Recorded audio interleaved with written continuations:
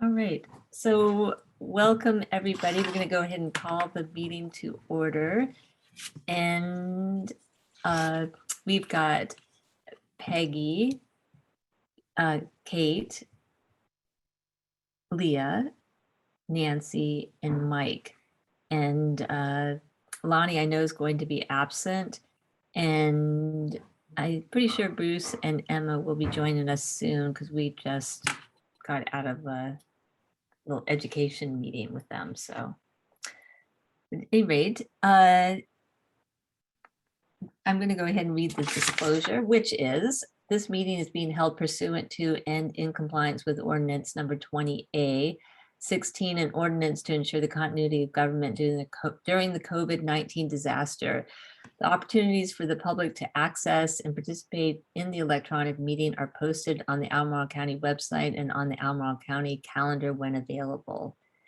And I also would like to welcome Tom Olivier, who is an attendee, and really excited to hear more from him about the comprehensive plan update a little bit later. So Tom, thank you for joining us. Really great to have you. And so I hope everybody had an opportunity to look at the agenda. And you guys, does anybody need to look at it? If not, would somebody be willing to make a motion to approve that? I'll move I move to approve the agenda. I'll second it. All right, Peggy moved to approve and Mike seconded that. And so Nancy, do you approve the agenda? I do. Great. And Bruce, do you approve the agenda? I do. And Leah, do you approve the agenda? Yes, I do. Wonderful. And Emma is just coming on. Emma, did you get a chance to look at the agenda? I did, and I approve. Fantastic. Thank you so much. And okay, we got Bruce. Did I miss anyone? This is Kate. I saw it. I approve. Okay, great. Thank you, Kate. I approve. And Mike approves. Fantastic. And then thank you, as always, to Kim for her amazing minutes, which are really wonderful. And they're super helpful to me to be able to go back and look at what we have discussed. And I hope that all of you take the time to do that and have had a chance to look over them. And if we could go ahead, if somebody would move to approve those from our last meeting. I move to approve the minutes from the September 2nd meeting, 2020. I second that. Okay. So we have Mike moved to approve and Nancy seconded. And Peggy, do you approve? I approve, yeah. Kate? Yes. Thank you. Emma? Yes. Thank you. Bruce? Yes. Thank you. Nancy? Yes. Thank you. I think we've got, that does it. And Oh, Leah approves. Yeah, too. Leah. I'm sorry, Leah. That's okay. You don't have my picture up because I figured it'll like the videos will I kick me know, out I of the know, internet. Definitely a disadvantage there. You just get lost. It's okay. Leah, do you Yes. approve? Thank you, Leah. All right. So we're going to start with just our follow-ups in terms of important sites. Has anybody had an opportunity to visit an important site or done any outreach to important site that they would like to report on right now?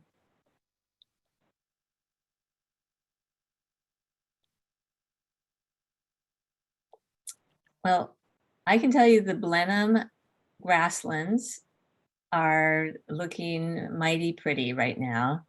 And one of the things that I'm happy to say, because we did do the prescribed burn on that. And one thing that I'm really excited about is I was able to get rid of a lot of the multiflora rose in there. And it's pretty amazing what has come up in its place. And so I should share those pictures at some point with you, but quite lovely. All right, well, hopefully, as the Do weather, we have a picture folder in the Google Drive for things like that? we do. And that's something I need to upload the pictures. So every single important site actually has a folder where pictures can be uploaded. And on the Google Drive, so if you look at the important sites, you can actually, if their pictures were taken, it's a really neat way to actually become familiar with the site. And there's a lot for the Blenheim grasslands because, Center for Urban Habitats, Devin and Emily actually have taken a lot of pictures, and like Kim and Peggy and I were there together. And so we have several pictures, a lot of pictures of that particular site. Yeah. All right, but as the weather cools, just encourage people to get out there and visit those important sites. I don't, maybe this Just is- one, Christine, just one question. yeah, Were the three of you out there together, and is that an approved thing to do? We still have this issue about important sites.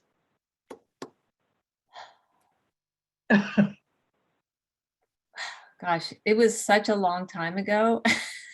Okay, It was almost 2 years ago that we were out there, and I think we hadn't had these conversations yet, Yeah, is what I recall.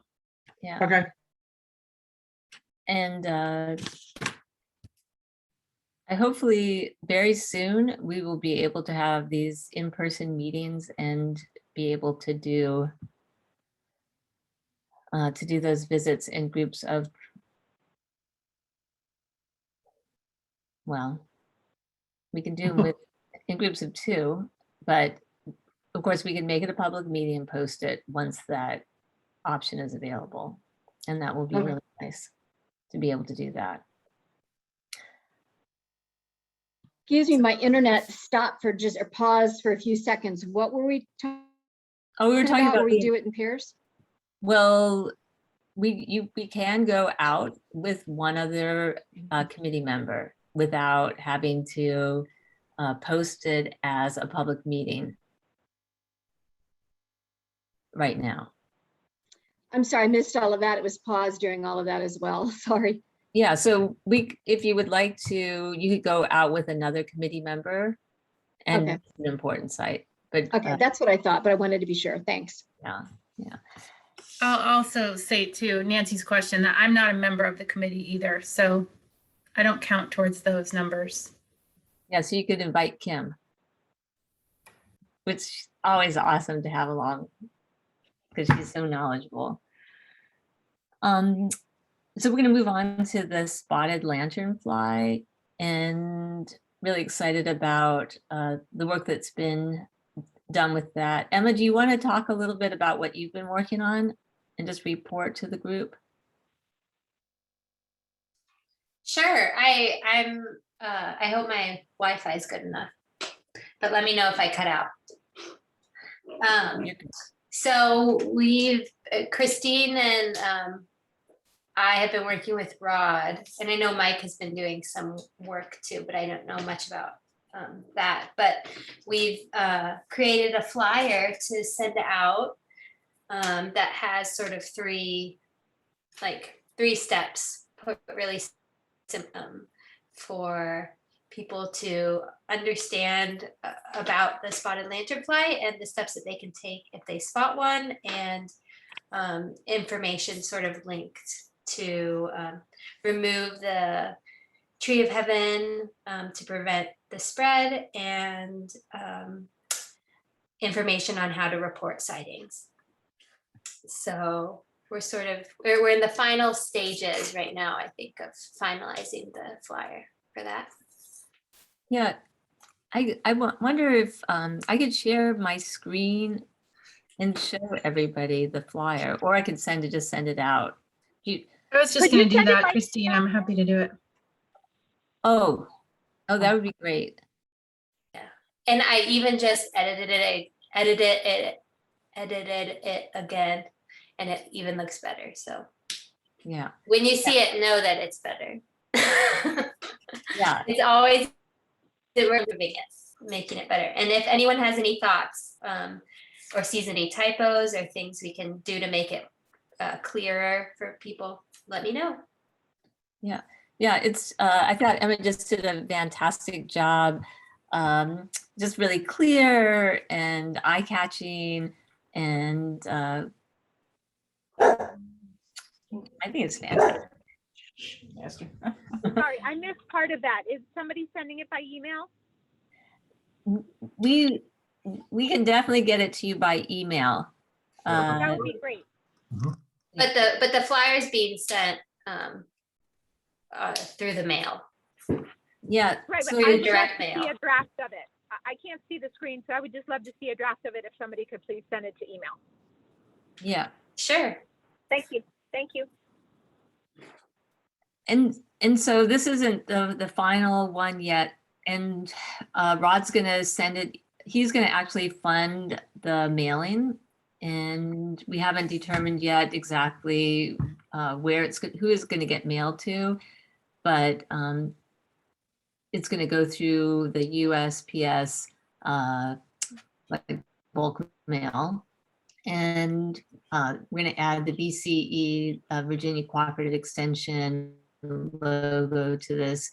And I had a conversation with Serena. I don't think that we'll add the Albemarle County seal, but I think this will be great. It'll be it's one more way to catch people's attention. Peggy, you've got your hand up. So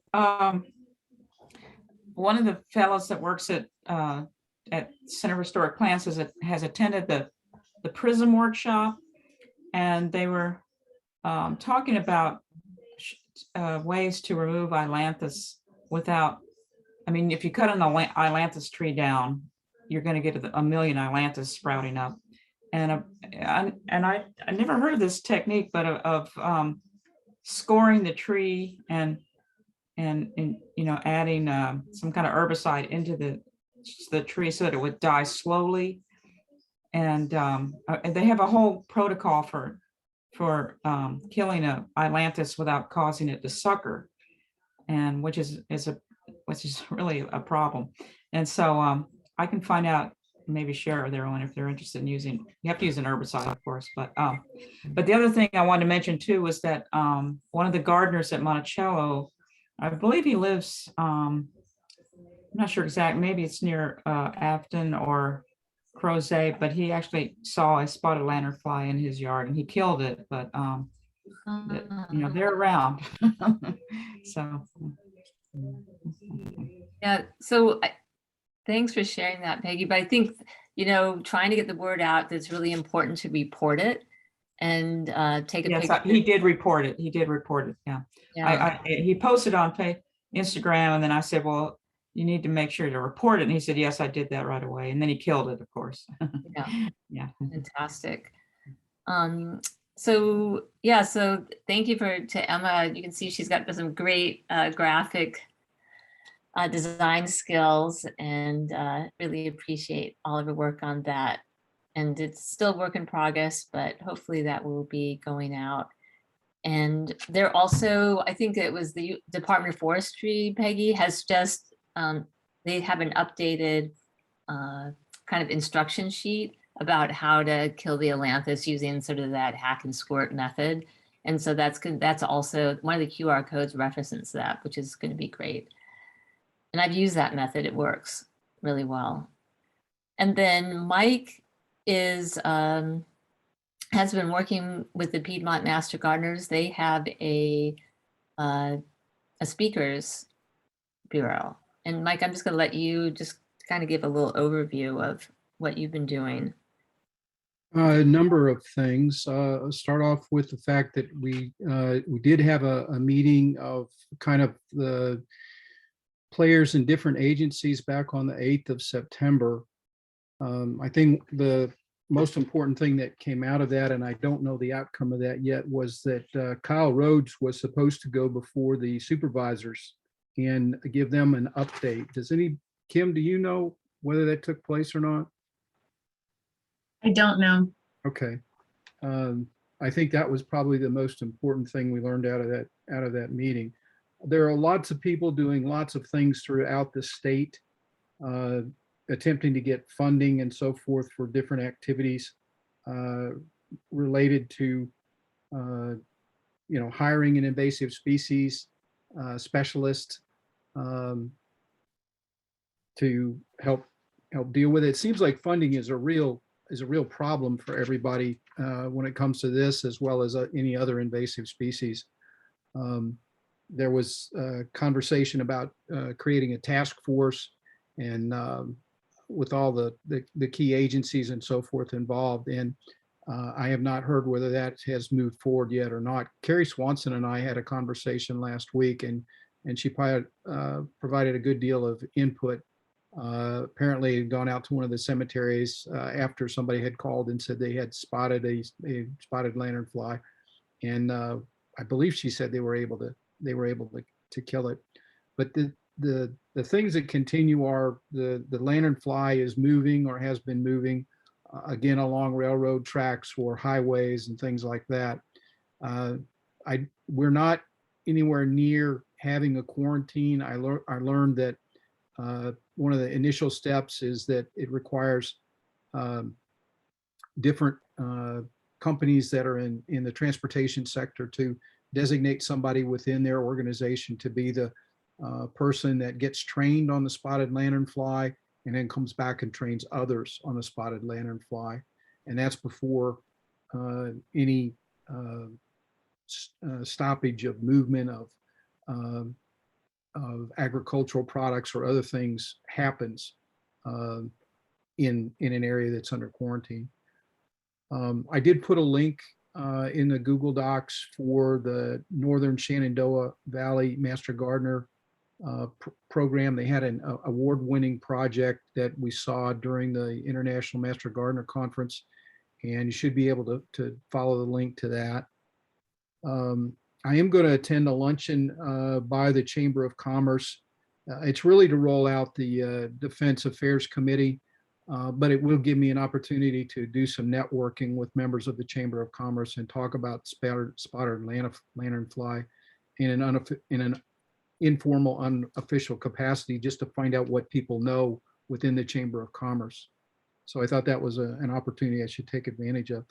I just did a promo this afternoon at WNRN for the Piedmont Master Gardeners Share the Harvest program. And I talked with the managing producer, Desiree Moses. Apparently Christine knows her. Some of you all may know her. But I talked with her about the potential for a promotional spot to make people aware, an educational outreach spot about the spotted lanternfly, and they seem open to that. So I've asked or suggested to Christine that she talked to Desiree. She knows Desiree, so I think we'll see some progress there, maybe. Well, I don't know Desiree, but I Oh, I hope thought you did. I'm sorry. I feel like I know her, Okay. but I'm hoping that I will really know her soon. Okay. Yes, she seemed very interested and anxious to talk with you. And Christine mentioned the presentation that Piedmont Master Gardeners has put together on the spotted lanternfly. It's a 35 slide presentation, and I have not gone through it yet to get up to speed on the presentation itself, but I'm working on it. And the goal for the Master Gardeners is for me to become a member of the Speakers Bureau and make that presentation. So I'm hoping over the next 30 days to get to a point where I can do that. And Christine, you had asked about HOAs and outreach to HOAs, and that's something that I'll be sending to Cathcart once I learn more about the local association for property management for residences. So that's the end of my update. Thank you, Mike. That's a lot. So really appreciate all your effort on that. And Thank you. yeah, it's really fantastic. Does anybody else have anything that they want to add in terms of the spotted lanternfly front? Yeah, Just a Nancy? question, what, I wasn't sure about the distribution and who's paying for it sounds like Prism is paying for the brochure, but is it like also going to be available at garden centers, or I just missed that part of distribution?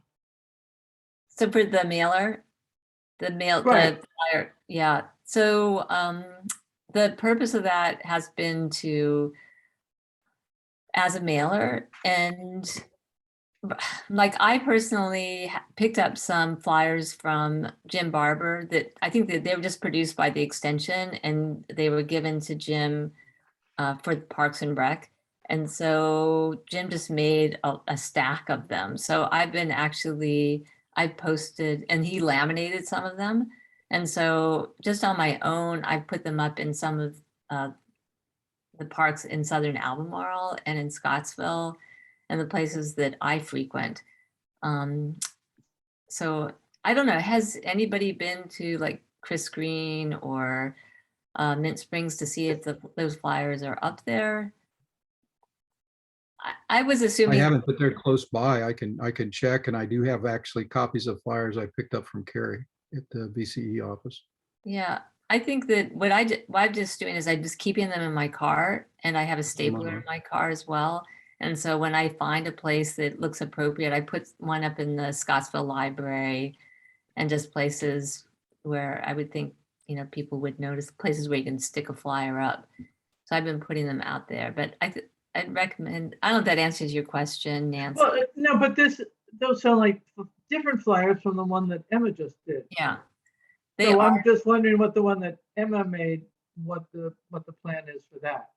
that's gonna be a mailer that's gonna go out to the USPS direct mail. And Rod, I mean, we were hoping that the county could potentially fund it, but that's just a process, right? And there's no money there's no money, there's no system. It's gonna be slow to try to get that through. So Rod was like, I'm just gonna fund it. Okay. So he's gonna fund it, and I'm not sure, a decision has not yet been made about who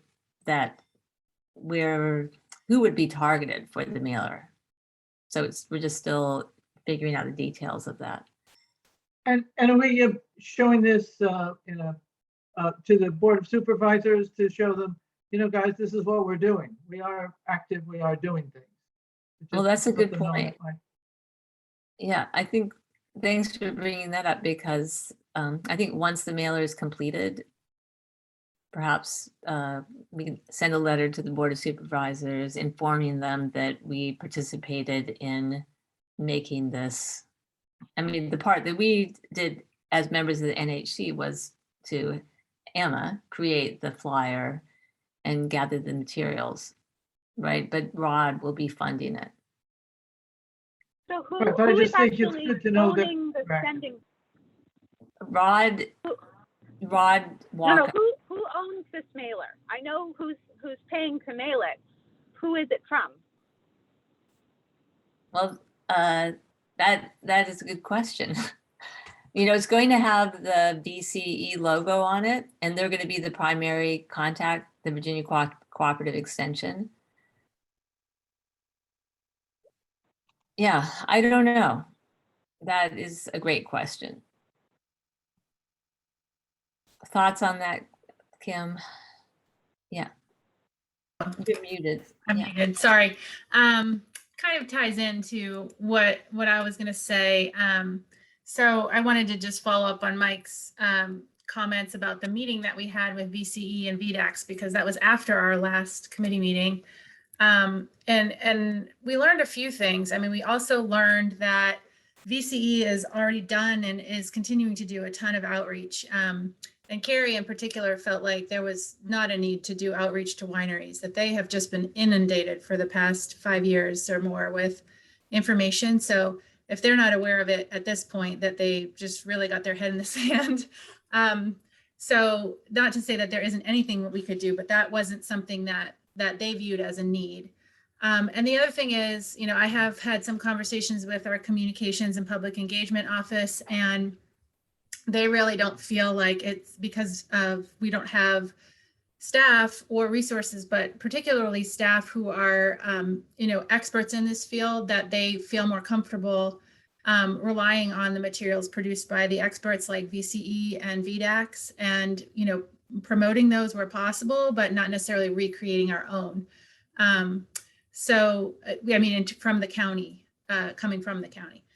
So I think that is sort of where we are with that.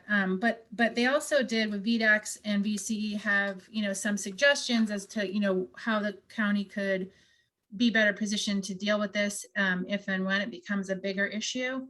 And also encourage being proactive and sharing information. And so Carrie, for example, as you all, I'm glad to hear you're coordinating with her, but she's also doing like TV and radio and newspaper. So I would, I think anything that like that probably should be coordinated through VC or with them. But they also encouraged, well, another thing that I guess some of you are probably aware of who are involved with the Master Gardeners, but Carrie has also some of them doing monitoring. So they have 20 to 30 monitoring sites and traps set out with volunteer monitors. And she has a lot of materials that she's happy to share that are those, little identification cards and also extra traps. So if you all do like education type events like Christine and Emma, you've done in the past, you could get some of those resources to hand out to the public and just, be real proactive about engaging and educating the community. So those were just a few extra things I wanted to mention about that. I don't know if it answers Kate's question, but. Yeah. I could just second what you said about the wineries, Kim. I reached out to Blenheim and sort of sharing all the information, and they were open to sharing any information that we would provide to them or helping contribute to education, but they've known, and they're doing what they can, so I agree with everything you said. And I want to add that, we've been sharing all our drafts of this mailer with Carrie Swanson. So she's reviewed it. And so I feel like that's our partnership right now is with her. And yeah, and I forgot, I'm sorry, Christine, one more thing was that VDAX was also at that meeting, and they were just talking about their efforts of trapping and treating, around that area. And at that time, there had been no new sightings. So it sounds like there maybe have been in the interim in the past couple of weeks. So. Yeah. All right. Great. So thanks to I actually, now I see the raise the hand. Oh, anyway, sorry. This is Leah, and since you can't see me, I just wanted to ask Michael or anybody else, does anybody have information on why or how the lanternfly is traveling via transportation routes, like railroad and highway? I can share a little bit of that with just based on what Carrie had told us. What they've noticed primarily is that this came here on cargo carriers from China, and it seems to be following railroads and highways. So if people are in rest stops during the holidays or wherever they might be camped out, and they're coming from Pennsylvania or from New York. By the way, the New York Times had a little feature in their online edition, I believe yesterday, about the spotted lanternfly and the efforts in New York. But they continue to say that this is continuing to spread via transportation routes. And So- whether it's on somebody's car or somebody's truck or whatever, that seems to be the way it's getting about. So is it in products or on wood or just? On wood, on metal, on the exterior of primarily vehicles or containers, could be on shipping pallets, wherever it gloms onto. Okay, thanks. Yep. all right. And I have thank you guys so much for everybody's efforts on this, and we'll just hold on to our hats and see how it all unfolds. And I have on here conservation mowing in the county parks, and I just wanted to just briefly follow up on if you get a chance to go over to Dardentow and see how those places that weren't mowed have, weathered the season. And I just want to say that there is the one spot on the hill in Dardentown, which is completely fescue. And we talked a little bit about this when the education group met about now that we've gone through season and we've had an opportunity to see what it looks like to do nothing. What are some opportunities or possibilities of actually planting some natives in there? And then the options for getting rid of the fescue as well. And we talked about, perhaps sheet mulching certain areas to try to get rid of the fescue. We also talked about the possibility of using glyphosate on some of them. So that's one of my things that one of my goals is to follow up with the conversation with Jim Barber to see what phase 2 would look like. But I also want to say that I learned that a lot of common milkweed seed was thrown out into that patch. So hopefully it'll get some direct contact with the soil, and over the winter and into the spring, perhaps we will see some germination of that seed and have some of that common milkweed come up during the next season. But we had a good conversation in our education. Is this a formal project? Pardon me? Remind me, is this a formal project or just something that is kind of happening because of suggestion? I just can't remember how it came about. With the conservation mowing area. Conservation mowing areas, yeah, I would say it's a formal project, sort of a pilot project with the county parks. Taking some areas and not mowing them. And the idea would be to mow them in February, so mowing them once a year, and sort of like a pilot project to see how people respond to them, what comes up, et cetera, et cetera. Are there any parameters or any documentation about it, or is it just where decisions are just being made on the fly? Do you know? I'm only asking because that'll be interesting to kind of see how different things shake out depending on whether there are or not. There has not been a formal process other than I went out in the spring and met with Jim Barber and the crew manager at Dardentown, and they already had an idea of some places that they thought would be good candidates for not mowing, like on a couple of hillsides where there wasn't a lot of pedestrian traffic. And so that's how that came about. And then in over at Walnut Creek, there's a couple areas, and they're just little strips between the parking lot and the forest. And so they're pretty small right now. But no, this has not been formalized. I mean, the question is like, how would we begin to formalize that? I don't know, Kim, do you have some ideas? Yeah, I guess it depends on whether you mean by, formalizing it by monitoring and, looking at different management techniques and seeing what comes up, or formalizing it as, more of a project that's being worked on with parks. But I don't think we've talked about the former in terms of monitoring, but we have talked about, because it's one of the strategies in the Biodiversity Action Plan, right? Doing this, more and more parks, and kind of having a more organized effort of reducing mowing in parks and replacing it with native vegetation. And so I think Christine was kind of just piloting it with Jim and the park staff in a few places to see how it goes. And then with the intent that, if we're successful, that could be broadened out. And then just a side note is that it's also one of the goals of the Climate Action Plan. And so I've talked with Rep. Galati, I know a lot of you know, about doing some like countywide, looking at all county lands, not just parks, but schools and other, stormwater facilities and places that are being mowed, maybe for no reason or excessively, and doing sort of like a more strategic countywide reduction of mowing. So that's something that, we'll look to in the future. It's just mostly an idea at this point, but it hasn't been formalized how we would execute it.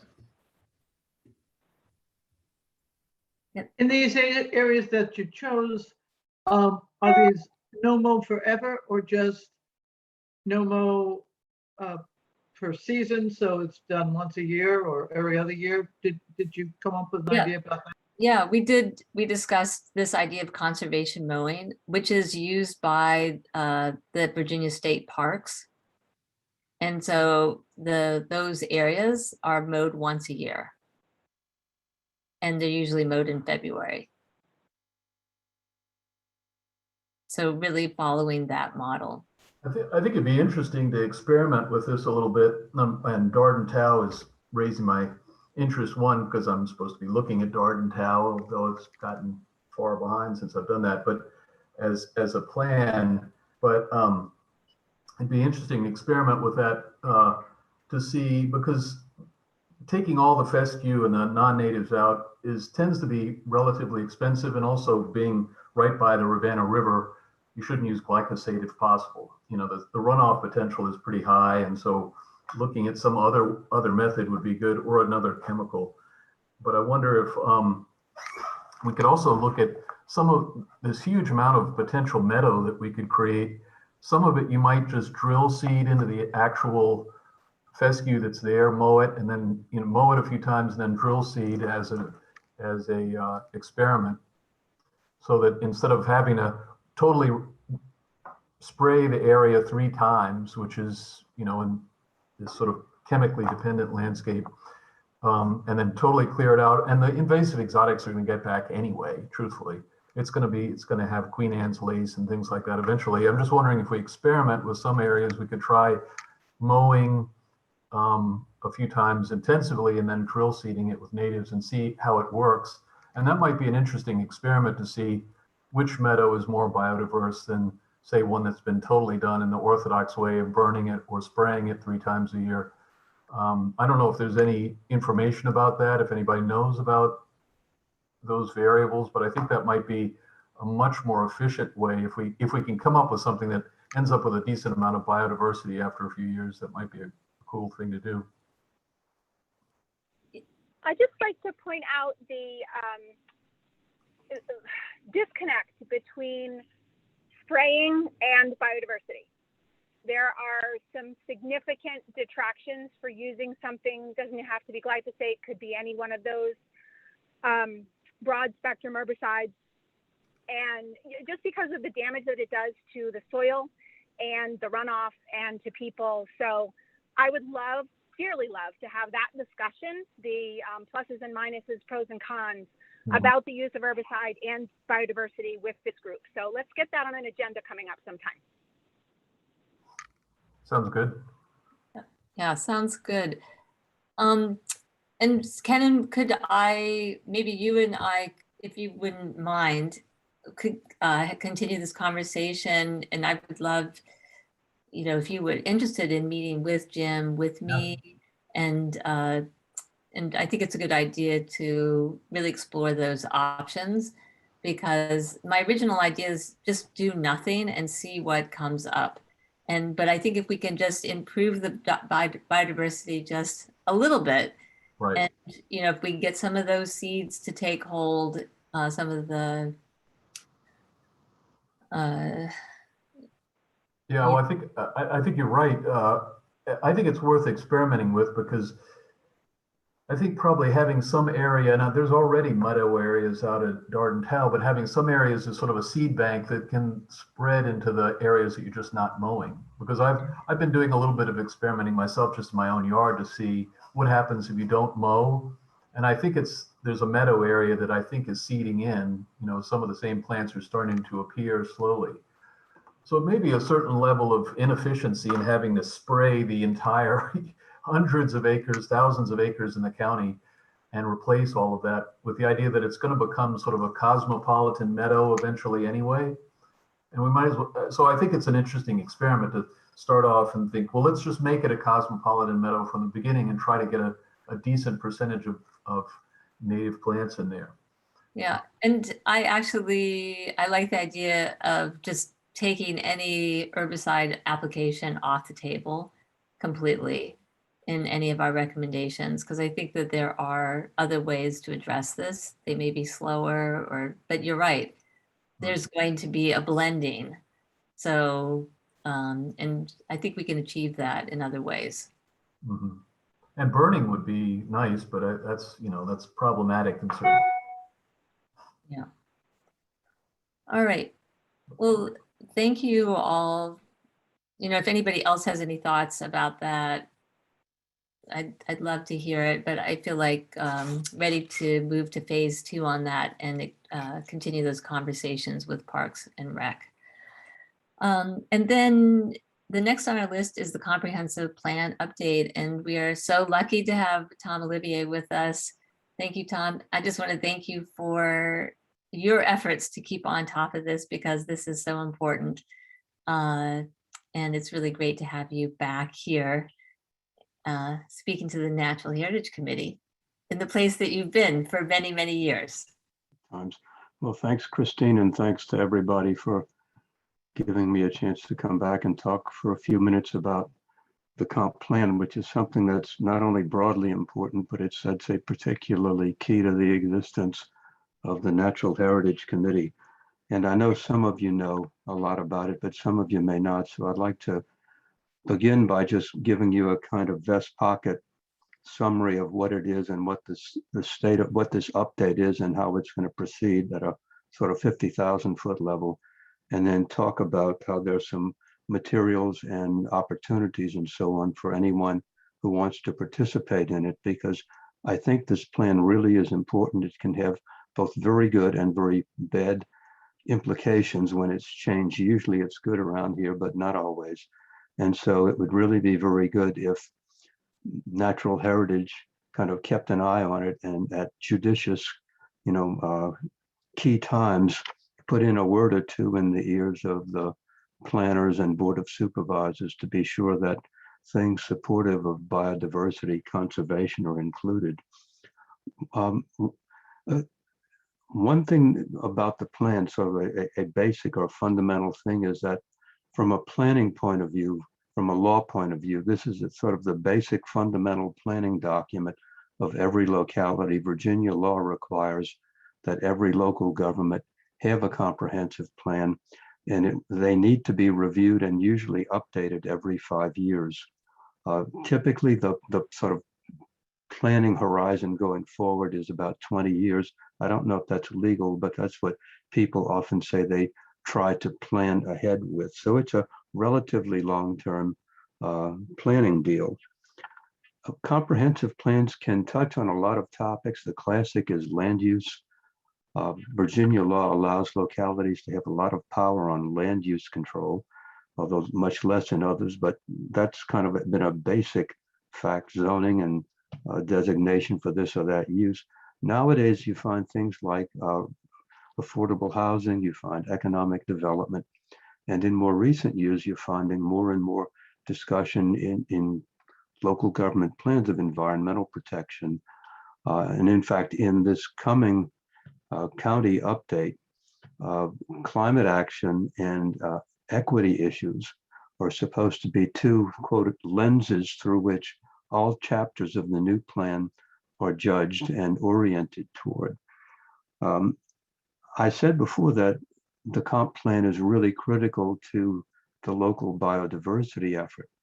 It was back in 1997 that Citizens for Albemarle proposed first to the County Planning Commission, which was doing an earlier update, that the new comp plan have a section in which the county committed, one, to protect its biodiversity, which was a real break with other traditions around the country, because usually only places that had some sort of endangered species issue were required in local government plans to deal with biodiversity.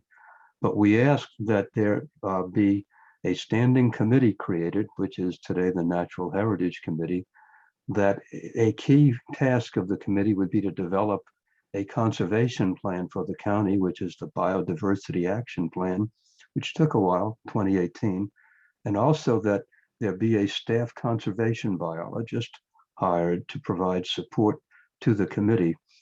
And in 1999, the Board of Supervisors unanimously, with smiles on their face, adopted a section into the comp plan, the first natural resource chapter, which committed to protect biodiversity, create a committee, and all these things.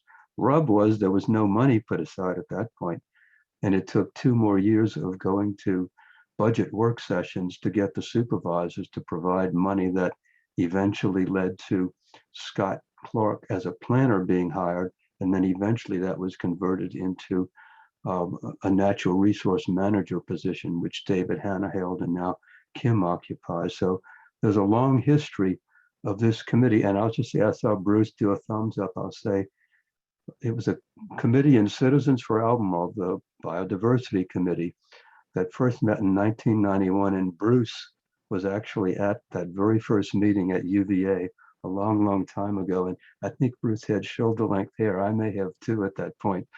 So we all look a little different, but good things sometimes come slowly, but they're important and they're worth working on. I've mentioned the plan touches on many topics, and it presents interesting and complicated opportunities. One is if the committee has new sort of general recommendations simply for biodiversity protection, there's an opportunity to raise them when things like the Natural Heritage Chapter is talked about. A little more complicated, there's also a chance to kind of work on collaborations and co-benefits in areas that aren't exactly within your compass. For example, the Climate Action Plan. The phase 1's been adopted, and a big part of that was to protect carbon sequestration capacities of the county. And protecting large forest blocks is really important for that. And that's obviously a priority for you all in the committee. So there's really a lot of joint interest there. And I keep encouraging staff to be sure the climate people in that part of the county work with the planners and work with you all and work with Kim, because there's a lot of cross-fertilization that needs to be taken place as this goes on. And I should have mentioned the kickoff to the update, according to Rachel Falkenstein, it may happen before Christmas, but with the holidays and how that interferes with hard work sometimes, it may kick off right after the New Year's. The update, as I say, there are big deals.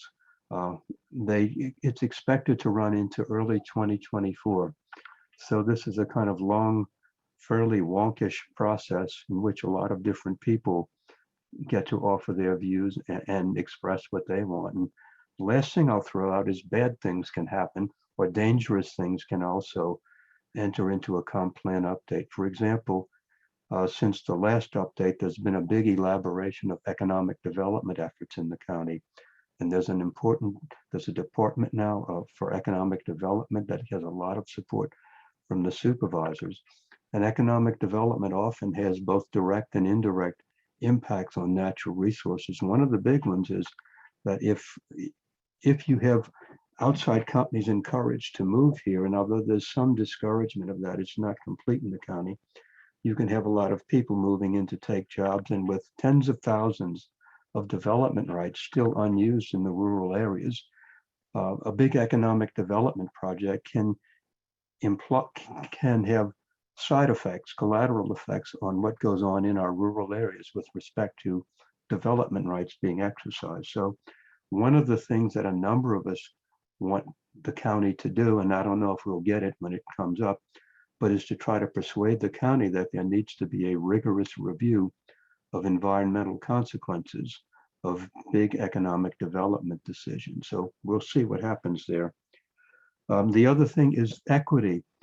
It's really important, and people have rightly become more aware of it. But for example, you may have seen in the local press recently at a state level, conservation easements, which have been a fundamental tool of protecting open space around here for a long time, that recently came under a lot of fire among equity activists saying this is mainly a tax break for very wealthy white people, and this money should be better spent elsewhere. So although you may not see that as a natural heritage conservation issue, it may well be that you will have people come up to the county and say, we think you need to get rid of the ACE program. We think you need to discourage this reliance on conservation easements and so on and so on.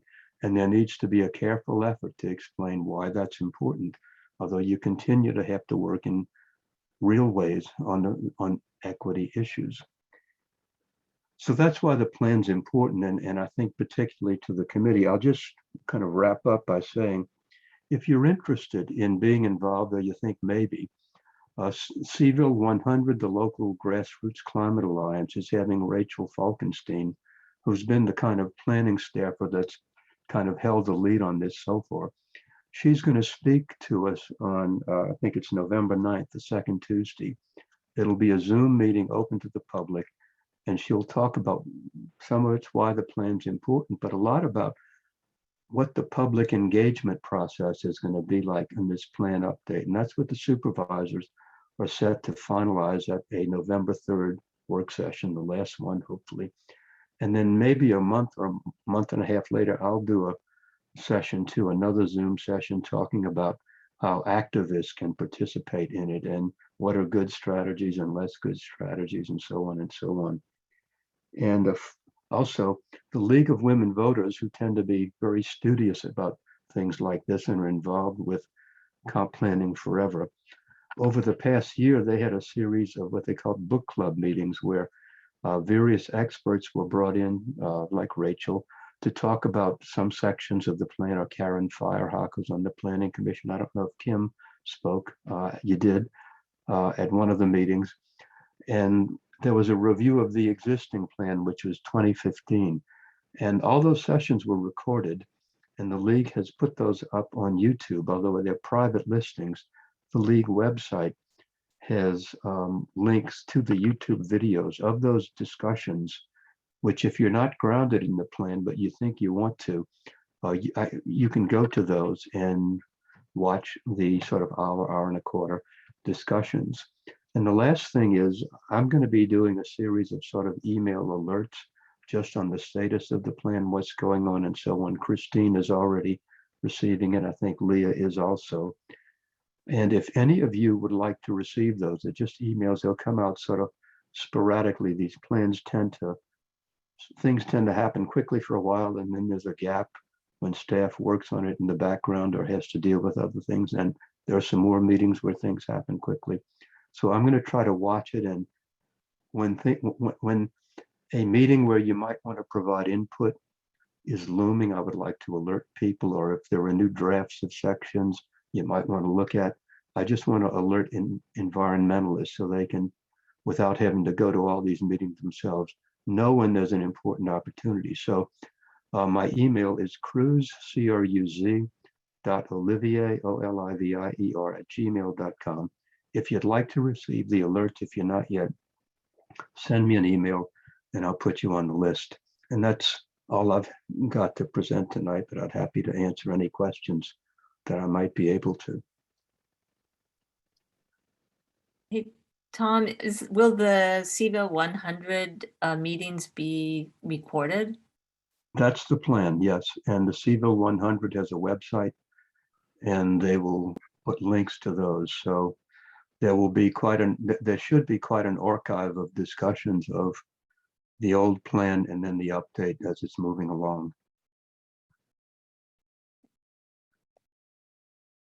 Does anybody have any questions for Tom? I do. Tom, Mike Callahan, in working with the different agencies, especially VDACs, and listening to the lack of funding and seeing what the impact of the spotted lanternfly as a specific invasive species is having on the county, learning more about the county and the lack of having more attention on invasive species as related to climate change. We learned in the International Master Gardener Conference that we should anticipate the warming trends and the changes in climate. Actually, if you go 10 to 15 degrees south of us in latitude, assume that will move forward or move northward. And that's what we should be anticipating or preparing for. So as a planner, I would, one of the things I will be encouraging is that we take that in consideration as part of this planning process. Absolutely. And a couple of things. One thing I might have mentioned and forgot to, the 2015 plan, its biggest thrust into climate action is it calls for a county to create a resilience plan to deal with climate change. And that's where, when you talk about limiting greenhouse gas emissions and protecting sequestration or even enhancing sequestration capacities, that's kind of the county doing its part to make the global atmosphere better, because we're so influenced atmospherically by things that happen elsewhere in the US and even around the world. But in terms of local planning, it's really kind of building in resilience or resistance to being disturbed, and adapting to changes that we know are baked in already to climate change. And some of it, for example, ag and forestry industries are going to be affected, I think, by changes in the adaptedness of tree species. I mean, way back in a couple of decades ago, I think Tom Deeroff gave me a book, which was a series of early simulations of expected movements of tree species. And we had Austin, I've forgotten her last name now, who did some work with old person. She did some work with the one national environmental group. She's at Virginia Tech now, but she did modelings of tree species shifts. And for the 2018 action plan, Leah, we had a subcommittee, David, Hannah, and I, and Leah, and I think one or two others who aren't with the committee anymore, where we talked about climate change and tried to develop plans for dealing with shifts. Part of it was providing corridors, for example, to the Shenandoah Park, which was seen as sort of a continuous corridor, or relatively, that could take local species to the north. And I know Leah, and I think Kim, is involved in corridor identification and conservation, not to provide in part opportunities for species to reach the park and be able to move north. But the other was the invasives. And this was, it seemed like, the area where we were least well equipped, at least in 2017 or thereabout. We talked to the forestry department, and the area that struck me was where we had poorest data from a natural resource conservation point of view, was the spottiness of data on where invasive species occurred. We would hear lots from naturalists on, well, this terrible thing has reached here, or a terrible thing has reached there. But you could get all these GIS layers on all sorts of soil types and topography and all sorts of great things. But there was poor data. And yeah, I mean, the plan talks about the threat that native species will become less adapted, and invasive species from temperate areas elsewhere in the world could come in and just start going to town. And I used to take the point of view that, we've got to just live with some of these, and things like, honeybees are naturalized species from elsewhere, and now we want to save them because they're threatened. And my view was always that even though I have raised sheep for many years, coyotes probably are important to sort of restoring a certain amount of balance locally. But yeah, invasives coming in this disturbed environment. We had some conversations about, succession being broken now. And going back to your meadows discussion, so many places, like on our farm, we have to watch our pastures really carefully now, because, all of a sudden something you've never seen before pops up and starts threatening to take over. And you have to go out there and you pull up 6 truckloads of this thing that just appeared. And so it's a new world, Mike. And yeah, that should be, this would be an area, to me, the Natural Heritage Committee is armed better now, maybe than we were several years ago. This would be invasive species interacting with climate change. If the committee can further develop recommendations and proposals on this, that would be a really great thing to do. So thank you. Yep. I agree. And I really appreciate Tom, you coming to the meeting today. And I just want to encourage everybody to sign up for your alerts. And I had the pleasure of being part of League of Women Voters book club, and I didn't do all the chapters, but I did several, and it is just really very informative and also heartening to see all the language that is in there, thanks to your work and work of others that have been involved to get the language around protecting our natural landscape. So I was, and it seems in many of those chapters, you can pull out language that sort of overlaps. And well, there's some good things, but I'll just say it's the work of an awful lot of people, and a bunch of the people aren't around anymore. People like Carvel Blair and Ken Lawless and a bunch of others, but a lot of people put a lot of work over, 20 something years. And that's why it's in there. Unfortunately, we have pretty good politicians here, not always, but for the most part, we've got politicians for the most part, who, if you take care and try to educate them in the right way, they'll understand what you're talking about. And from time to time, we'll really go out on a limb to support what we're trying to do. yeah, thank you. And Kim, do you have please go ahead. I just wanted to add that, so since 2015, there was an update to, or the natural resources chapter was amended to add an objective and some strategies from the biodiversity action plan, and the biodiversity action plan was added as an appendix rather. So David Hanna worked hard on getting that in there, and I just finished the process after he left. So it's there now. But there's more that could be done, and there's no, I think, guarantee that all of that will remain in there. So it's something that I'm going to be paying close attention to. All right. Well, Tom, we look forward to having you join us more often.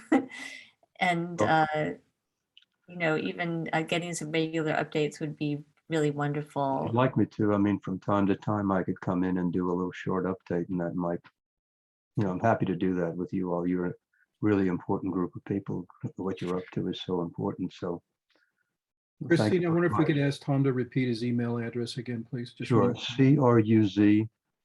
cruz.olivier, and I'll put it in the chat, cruz.olivier, OLIVIER, @gmail.com. Thank you. Thank you.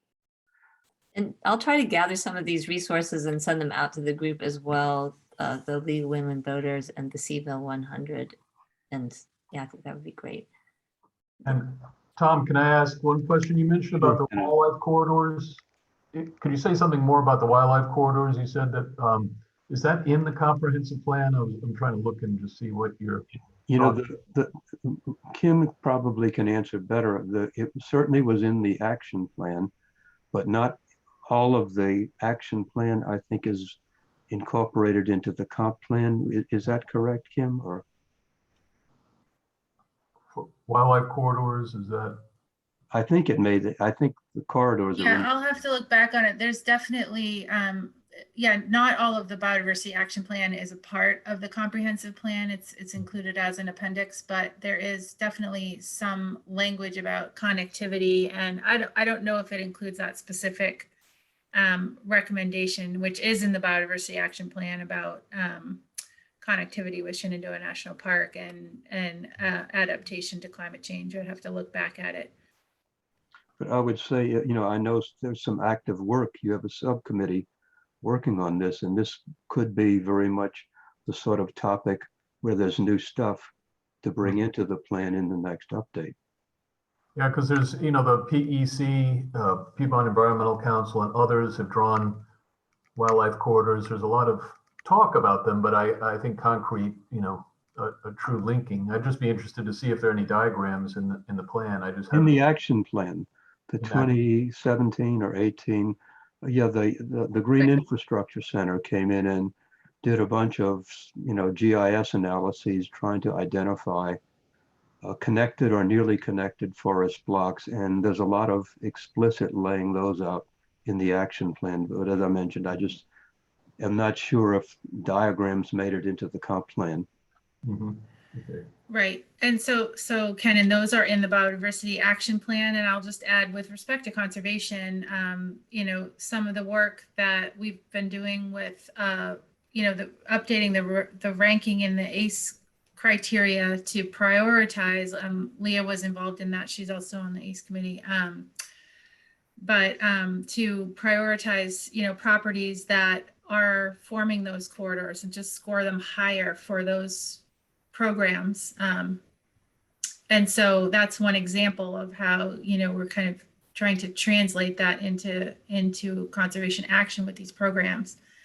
And the importance of, supporting the county's land conservation programs to further that effort, Mhm. in addition to the other programs that are out there. But If I could say, yeah, I want to say that's great that Kim and Leah have worked on that, because the ACE program was created about 99, and it was originally almost entirely oriented toward ag land and viewshed protection. And some of us tried to get more biodiversity in, but it was sort of viewed by many as being for ag lands and viewsheds.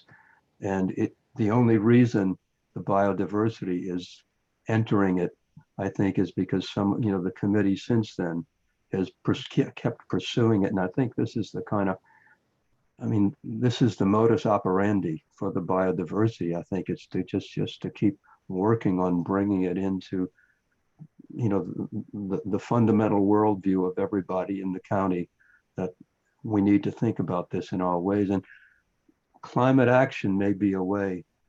It may be the camel's nose, as I heard Kat Imhoff refer to it. It may be the way to get people, because everybody practically now knows climate action is serious. And, if you listen to the climate scientists, the time span in which there is efficacy to deal with climate action, it's like the next 10 to 20 years. It's this plan. So you can say climate action, protect biodiversity, that, so do it. Mhm. Yeah. Putting them together. Right. Mhm. So thank you all very much. I appreciate it. Thank you. I have a question before you go, Tom. Sure. And this is for primarily probably you and Kim. There's so much information and there's so many components of natural resource protection for the county that I get overwhelmed and kind of get it jumbled in my head some. And I'm just wondering I guess two things. One is, if the Natural Heritage Committee was to try to provide input to the comprehensive plan, then it would be to the natural resource chapter section of the comprehensive plan? I would That's say, first question.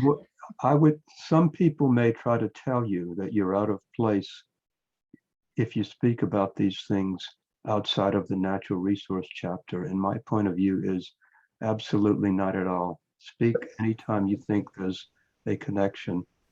In fact, back when we first got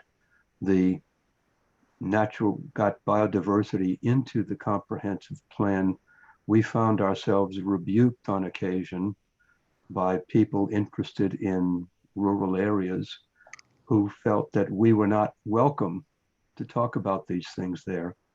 And if you're going to break some eggs and piss some people off if you talk about these issues in all the places they should be talked about.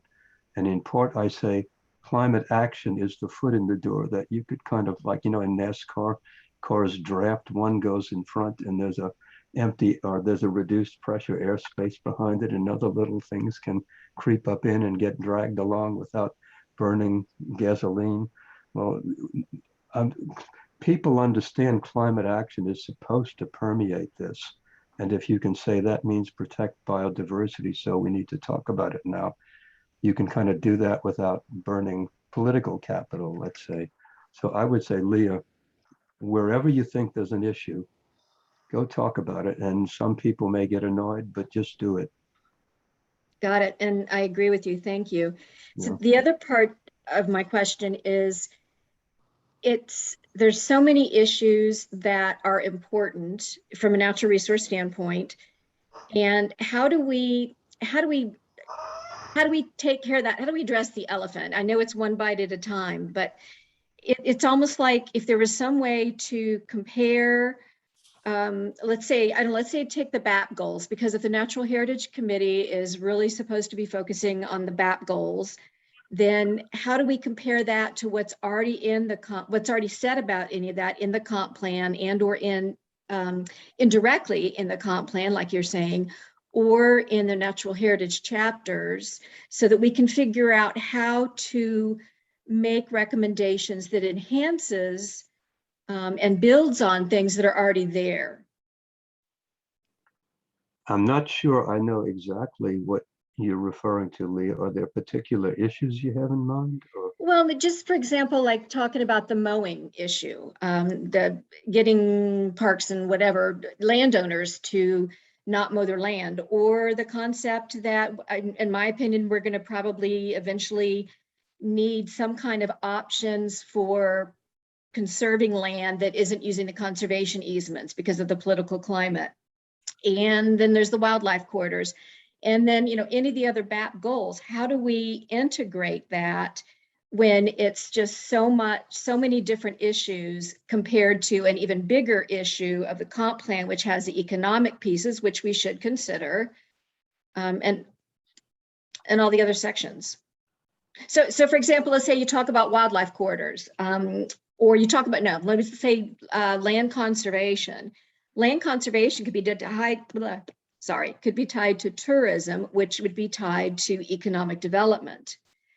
So like you said, the car drafting in on somebody else's fumes, whatever, but it's just it's a big task. How do we approach it? Oh, I can tell you what the group I've worked with has done for years, and a lot of people don't want to or are reluctant. And this is the idea of pursuing ecological sustainability as an umbrella concept. Back in the 1990s, we had a sustainability council, which was housed within the Thomas Jefferson Planning District Commission. And there were people appointed from all of the commission localities to represent their localities to talk about becoming ecologically sustainable. And I was one of the early Albemarle County representatives. We used to meet on Saturday afternoons, maybe twice a month, and I was on it for, I'm not sure how long, maybe a year or 2 years.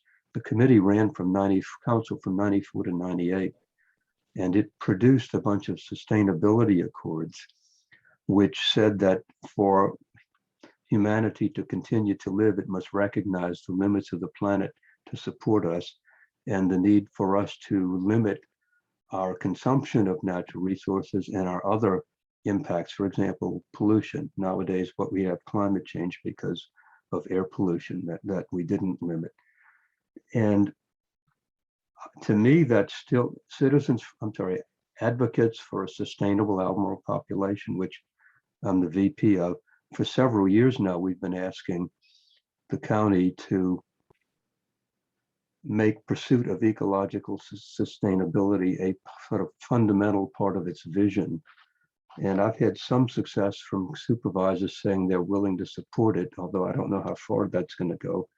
But what I'm going to do is the city, there are two versions of the sustainability accords. There's a simplified, reduced one that's in the Albemarle County plan, but there's a fuller, much more explicit one that talks, for example, about the need to have a population size and distribution that's sustainable. It talks about the need to have economic development that respects natural limits, which I haven't heard in the county at all from the beginning.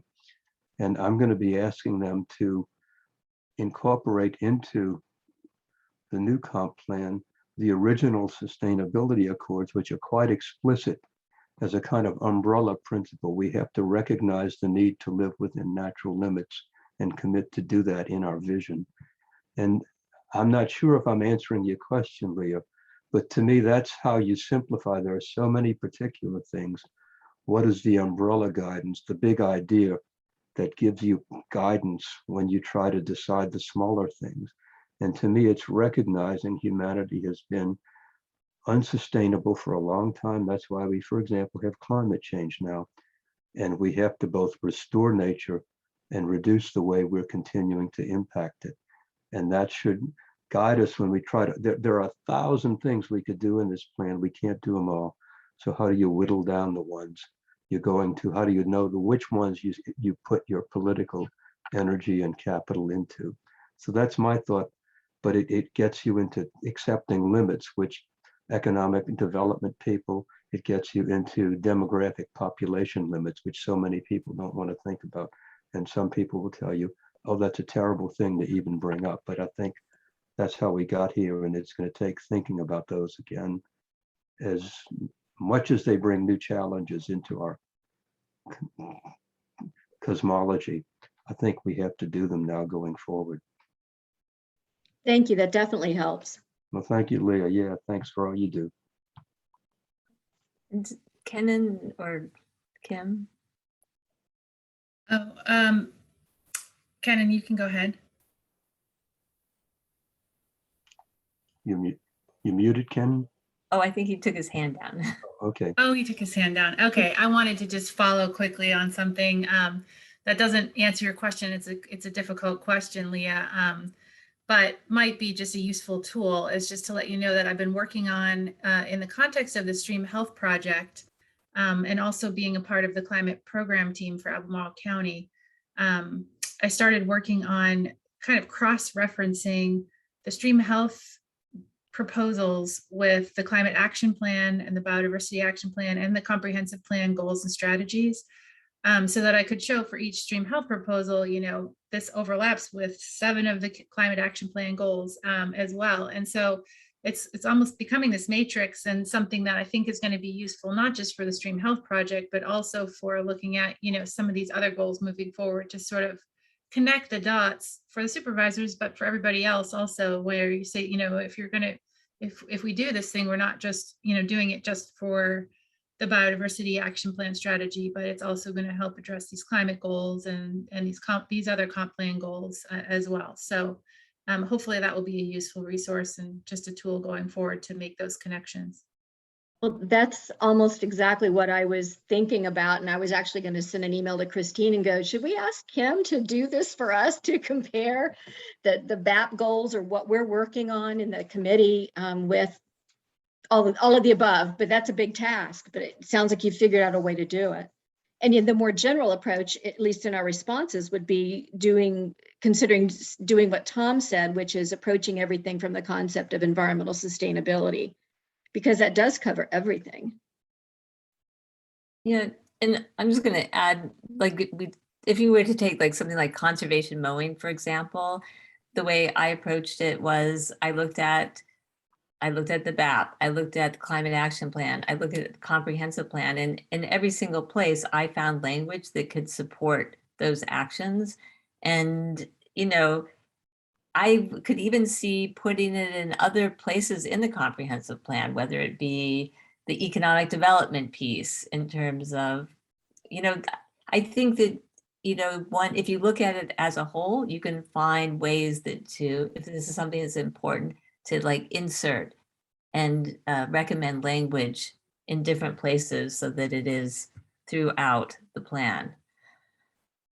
And that's great. And another option is to, if there was, I don't know, I'm just throwing this out, recommendations made about environmental sustainability, and one of the bullets under that is conservation mowing, then we reference the fact that it's already been accepted as an important criteria by the county, as seen in, the following locations in the comprehensive plan, and in this and in that, so that so people don't get lost in all the details of individual sections, but there's an overall environmental focus. And that's why I wasn't sure what the overlap was with the natural resource section that's already in the comp plan.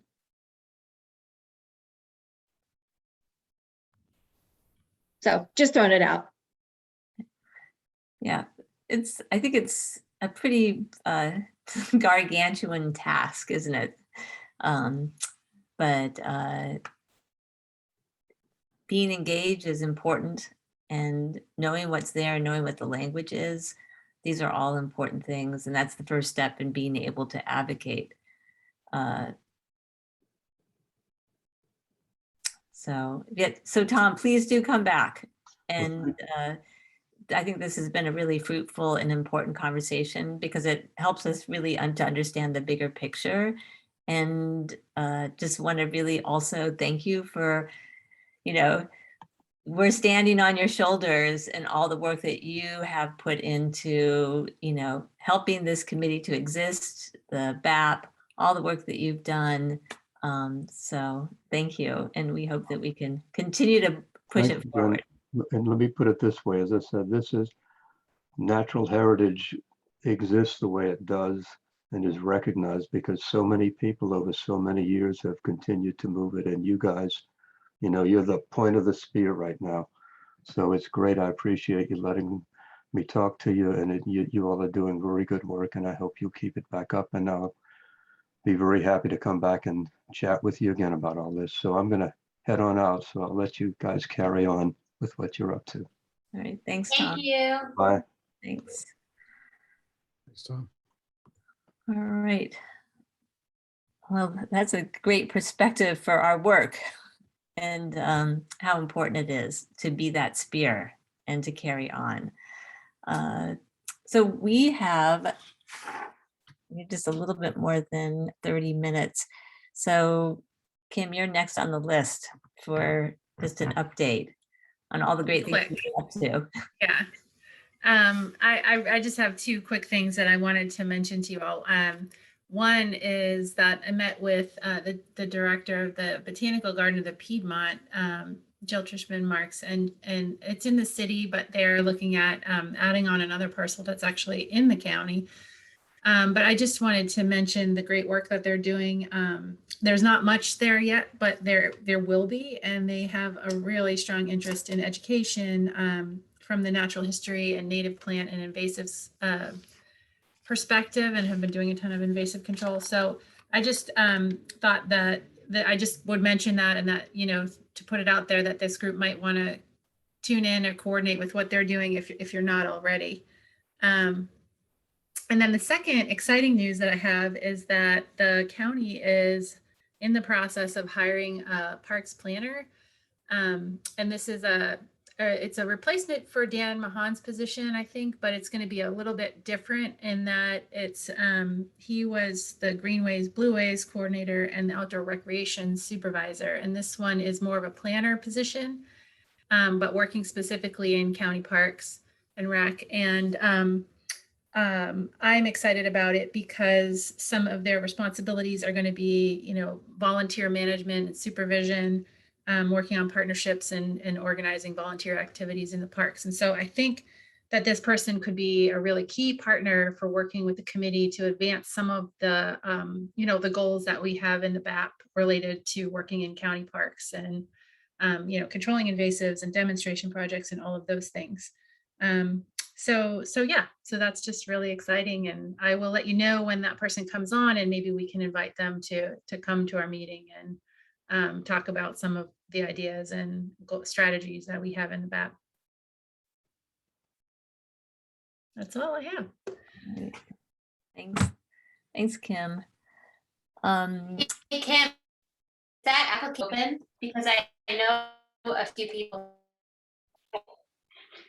I think that they have closed the announcement at this point. It was open and yes, I think it's closed. It's interviews are happening already. Mm-hmm. Okay, great. Thank you. All right. Well, thank you for that. And so we're just going to go through our subcommittees, but actually, I would actually like to propose something before we get into that. I think at this point, we officially voted on creating two subcommittees, and that would be the Education and Outreach and the Policy Subcommittee. And I want to propose that we go ahead and dissolve those subcommittees, and they can exist as a work group, but to dissolve them as an official subcommittee. And we'll just start with the education and outreach subcommittee. I would propose that we dissolve them as an official subcommittee. So, but I would need somebody to, well, I think somebody besides me. Do I need to make a motion to dissolve? Yeah, can you do that, Leah? I would make a motion to dissolve actually both subcommittees. So both the, Policy and education. all right, I second that motion. all I'll right. third it. And let's go ahead and vote then. Peggy, are you in favor of that? Is that a yes? I see you nodding. Oh God, and I Kate, thought I unmuted it. Yes, yes, I'm trying to say yes. okay, and Kate, is that a yes? Yes. Emma, Yes. Bruce? I need to hear more why.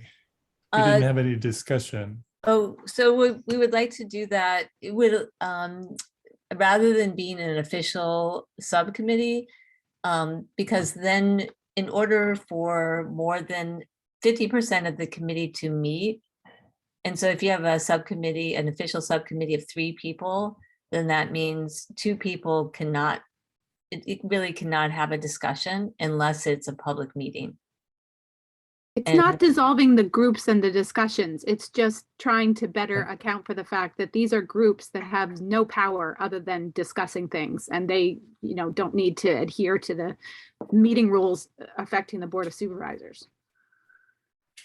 So the idea is that we would have, we could still have groups of individuals, and that we can divide up in these working groups to have our discussions. But that way, if I had a conversation with you, Bruce, about something related to education and outreach, we could do that without holding a public meeting.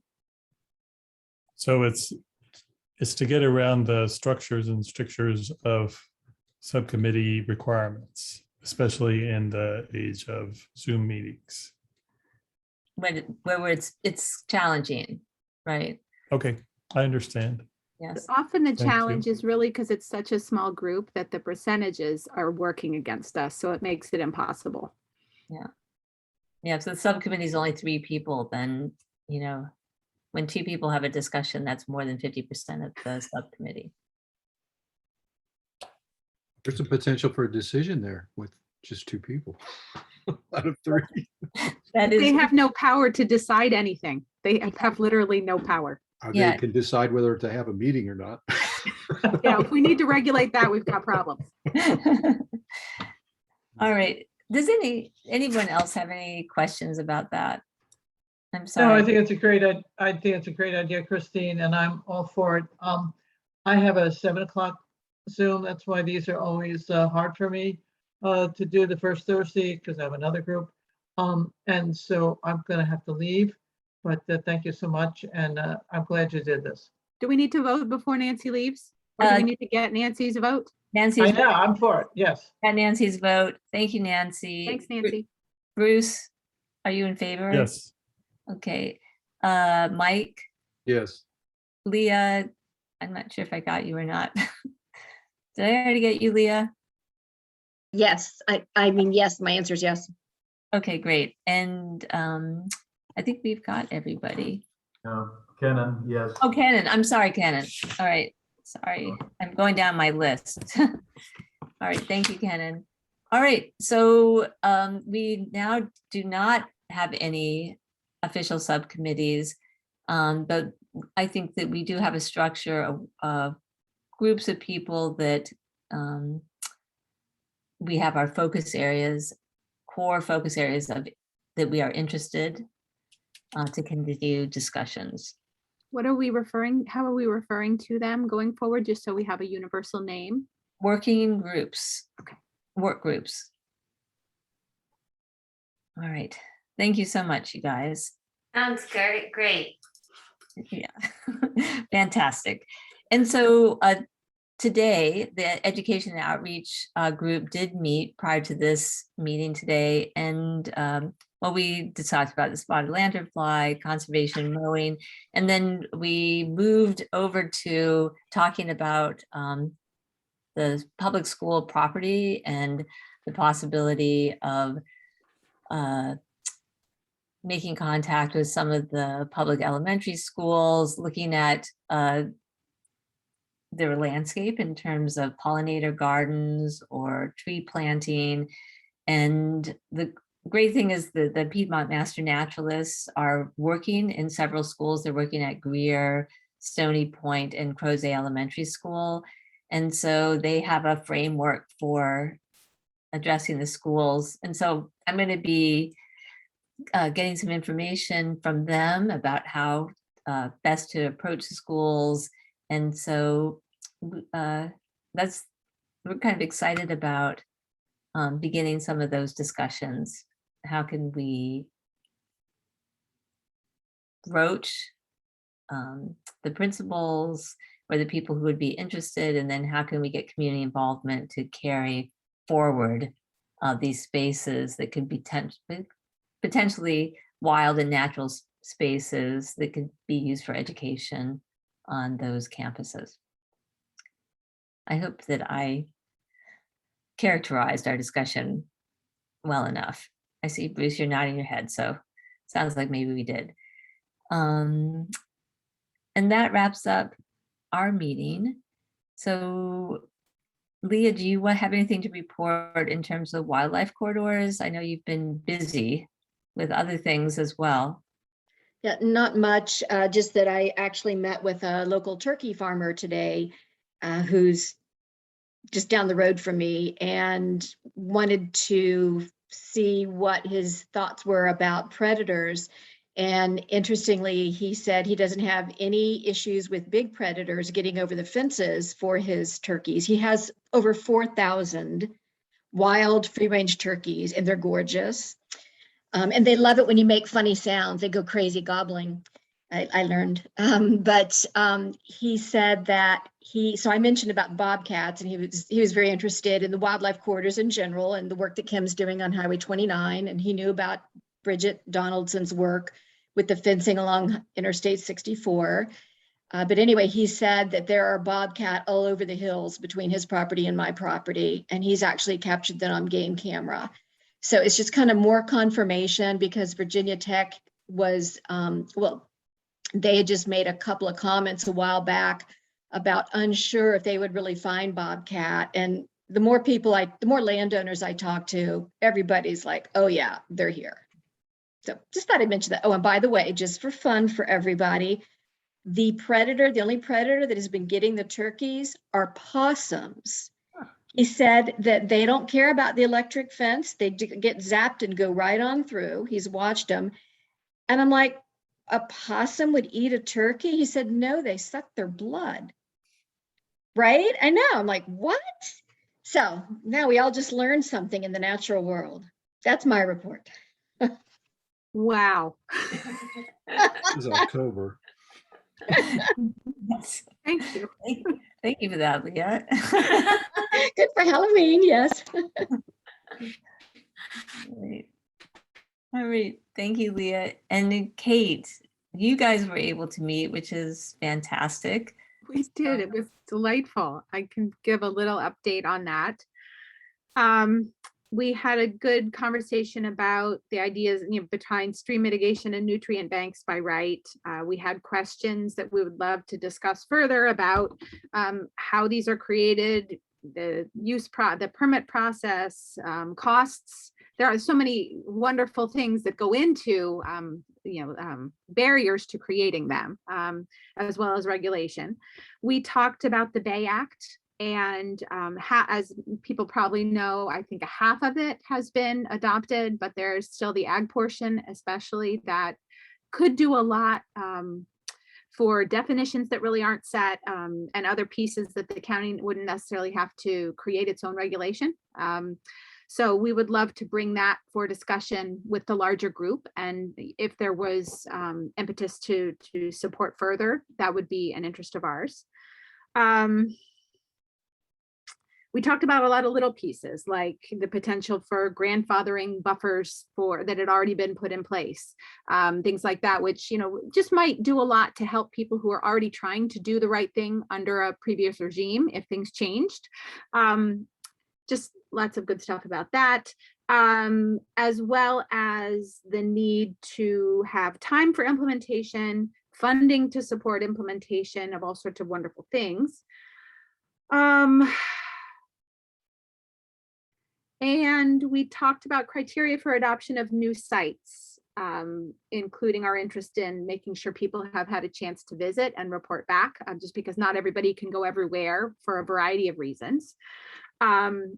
And then we were hoping for not as much a ranking system, but more of a categorization to be able to understand what's there. Because my understanding is that there's a lot of variety and you can't necessarily put a 1 through 10 ranking, but there might be ways to categorize to better understand what is in the group. So just that's food for thought that we had been discussing. Those are the big topics. We always talk a little bit about zoning and lot size and definitions of agriculture and buffer things, but those are the big hitters. Oh, Leah, do you have your hand up? Yep. Kate, that sounds great. You all continue to do a lot of good work. Are you planning to continue looking into identifying criteria for the important sites? I think we have I think we generated a list that we could probably share and see if it resonated with other folks. If that would help. I just think anything you do would be helpful because none of us on the committee, except maybe Bruce, were involved with any of that original determination. And I like your idea also, I mean, it's just me, but I like the idea of categorizing versus ranking. Because who are we to say that one particular species is more important than another? And yeah, I know, agreed. That's exactly where we ended up in that discussion. So why don't we then kind of share our ideas with the larger group, and maybe we could discuss it next time. Yeah, that would be fantastic. And I'm going to I was part of the, Nancy and David Hanna and I had met to talk about this ranking. And part of what we did with the ranking is really wanted to prioritize what did we actually have some control over.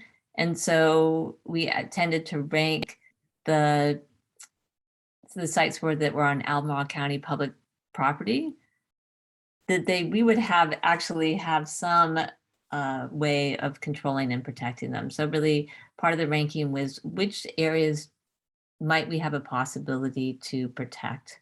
And that's valuable. That's a really valuable point.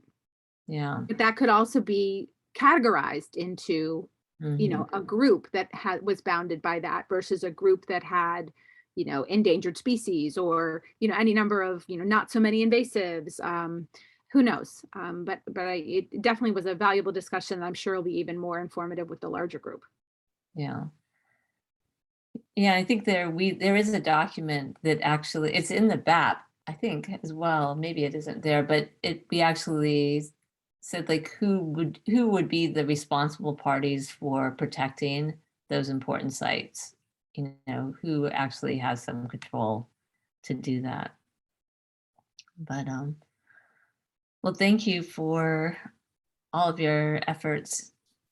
And we would definitely like to talk with the larger group about the Bay Act, but I want to do it when Lonnie's here. Yeah.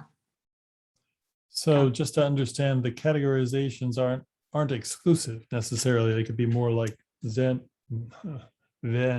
diagrams, like overlapping parts. For That's example, what we were something we thinking. could control. Was Yeah, more of a way to great. help people understand what was there versus put things in an order that was prioritizing. So less prioritizing, more organizing in a way that was kind of logical for a brain to be able to understand. It was more to, for our understanding versus just a list. And Mike? Kate, I was going to ask about mapping. Is mapping part of the process that you're looking at or considering for, categorization? I mean, there's a layering, mapping and layering to, get to a point where you can identify categories. Is that helpful? We didn't discuss that particularly, and that's something the larger group should definitely certainly discuss, or Kim that may already be going on. I'm certainly not, the most informed about this list, but Okay. knowing where the pieces are, especially what they're next to or or are they part of a corridor or near a corridor? Who knows?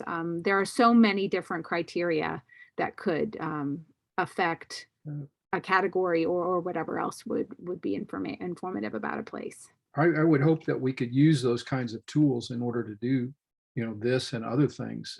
We certainly have them. I think certainly, Kim, you can tell me whether we have them available through the county, but I would think we do, don't we? There's tons of mapping available through the county. It's really cool. Yeah, yes. And our important sites are mapped, and I think that definitely any new ones that are designated should be mapped. I don't know how they were mapped in the past, or whether there was any consistency about that, the existing mapping that we have, but yeah. And I was just going to add really quick that the ranking might be useful in some ways, not necessarily to say that one species is more important than another, but just to consider, things like size of the population and quality, and yes, accessibility, whether it's on county land or private land, and rarity. If it's something really unique and special, then it could be a priority. So just food for thought, I guess. I guess I would do that within categories. So we're not trying to, rank apples versus dinosaurs. Fun to think about. Christine, you're muted.